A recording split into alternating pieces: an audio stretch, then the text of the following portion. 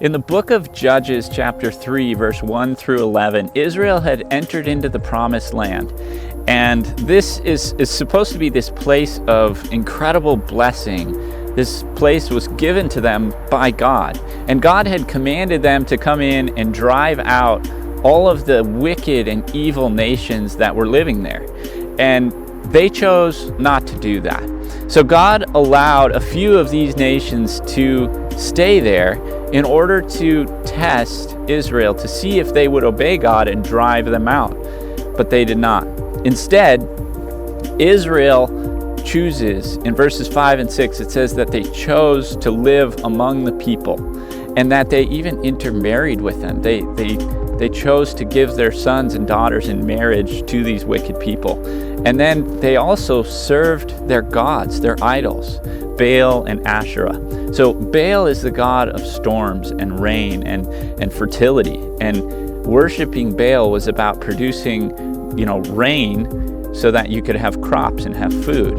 And Asherah is the goddess of motherhood and fertility. And so people basically had to worship and appease these idols in order to get rain for their crops or to have children. And basically they would do this through ritual prostitution, self-harm, or even burning a human child on an altar to appease these gods so they can get rain, right? And God called Israel to remove this sinful wickedness from that land by destroying these people and driving them out. But God's chosen people chose instead to assimilate.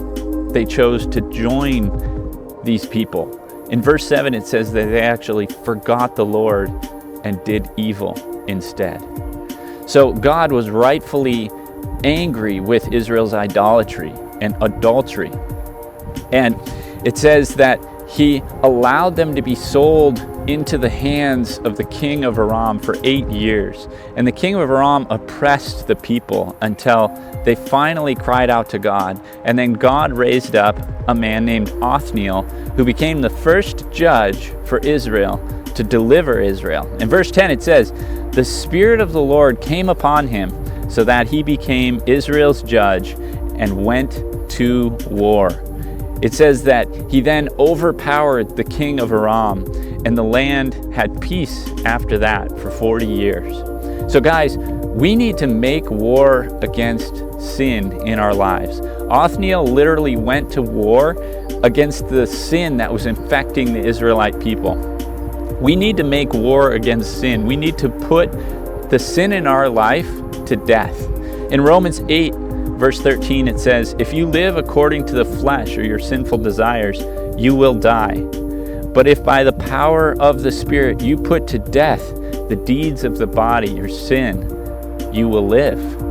And so we need to make war against our sin. And Jesus said, we need to put our sin to death. This is literally called the mortification of sin. It's literally putting sin to death.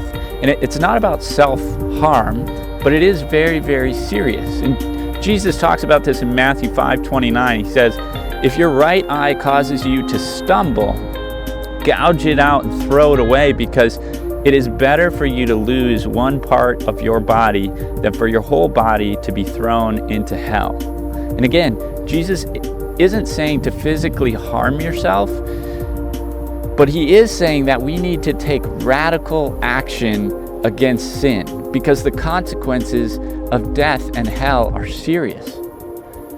So Othniel took action. He went to war, literally went to war to drive the sin and the wickedness and the evil out of his nation and out of his land. God filled him with the Spirit and called him to be a righteous judge to deliver Israel. And God has provided you and I with a righteous judge named Jesus. And we need to accept his salvation into our lives, and we need to make war against the sin in our lives. We need to drive it out 100%, get rid of the sin that is in your life. And so that's my challenge to you this week, is just make war against the sin in your life. Get rid of it, repent from it, turn away from it, and get it out of your life.